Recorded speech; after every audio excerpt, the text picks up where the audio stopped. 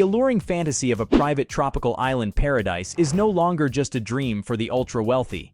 With vast fortunes at their disposal, an increasing number of billionaires are buying up secluded islands around the world to serve as their exclusive hideaways and lavish retreats. But what is life really like behind the gates of these oligarch-owned islands? Are they sustainable Edenic utopias or vulgar displays of excess and inequality? Let's go inside the secret world of billionaires' private islands. We've all dreamed of escaping to a deserted island and leaving the stresses of modern life behind. For the billionaire class, this is not just a fantasy. It is a reality they can afford to create. From sprawling Hawaiian estates to remote atolls in the South Pacific, billionaires are snapping up some of the world's most beautiful islands and transforming them into ultra-luxurious private fiefdoms.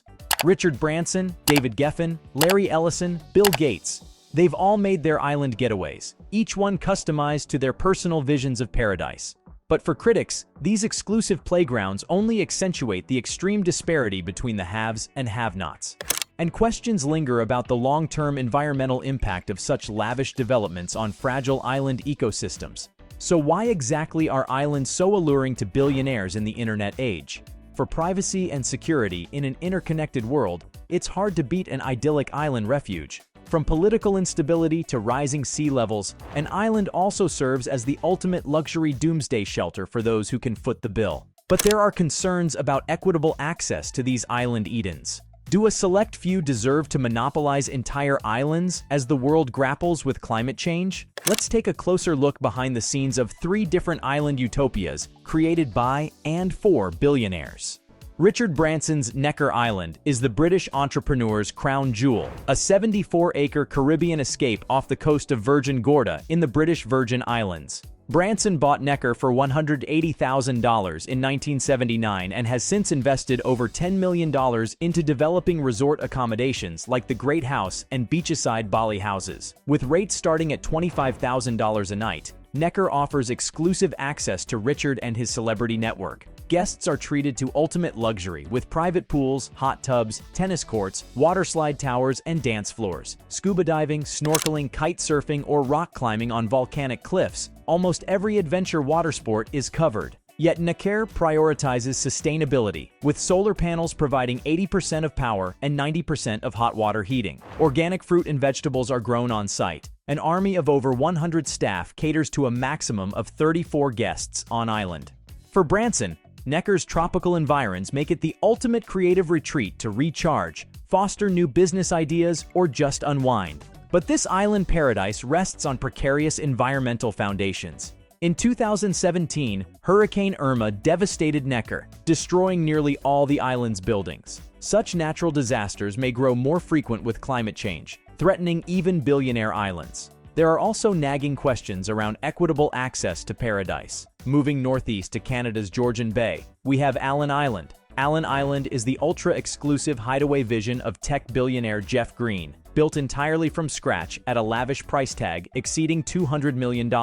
Seeking isolation taken to the extreme, Green constructed his own private island paradise in Canada's Georgian Bay. He audaciously created 16 acres of new land by dredging and dragging landfill sourced from Toronto's subway tunnel excavations. On this blank canvas, Green's Allan Island took shape as the ultimate secluded retreat from city life.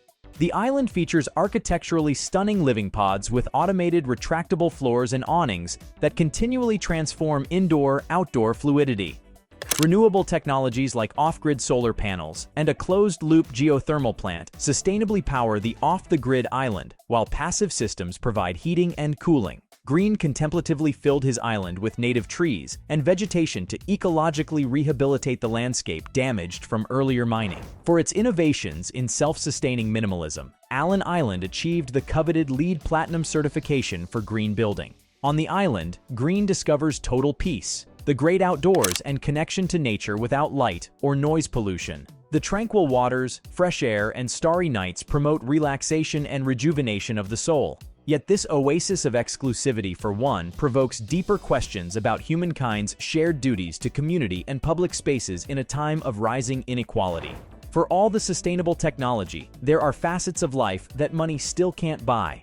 Traveling southwest, we land on Musha Cay. The crown jewel of master illusionist David Copperfield's archipelago in the Bahamas is the 700-acre Musha Cay, purchased for $50 million in 2006. Since then, Musha Cay has hosted an elite roster of guests from Oprah and John Travolta to Bill Gates, who have enjoyed its magical luxury touches and extreme privacy. With over 30 staff catering to every need, the island delivers luxury in harmony with nature through a seamless blend of technology and natural beauty.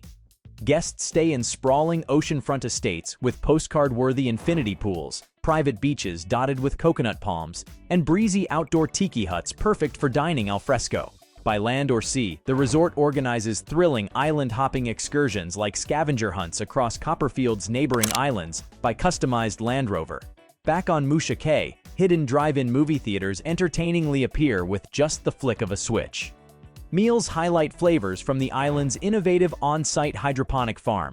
Copperfield's signature flourish is a dining table that seemingly makes guests levitate in midair, proving even a private island paradise has room for an illusionist's creative imagination. Beneath the lavish surfaces and magical tricks lies an infrastructure supporting green sustainability initiatives like solar power, greywater recycling, and native plant nurseries.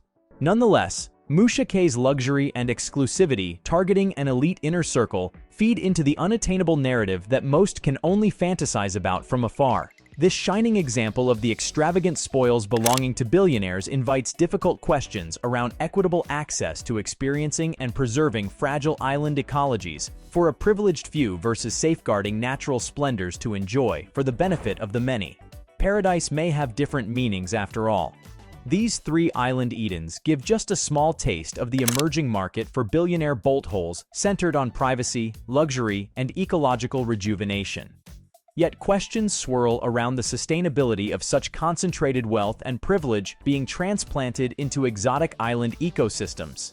Tensions simmer between catering to an elite few versus safeguarding once public islands for the benefit of the many in an age of climate displacements. Perhaps the phenomenon of billionaire islands distills some of modern society's thorniest issues around inequality, wellness escapes, and environmental justice. These exclusive Xanadus promise a cure for what ails the ultra-wealthy.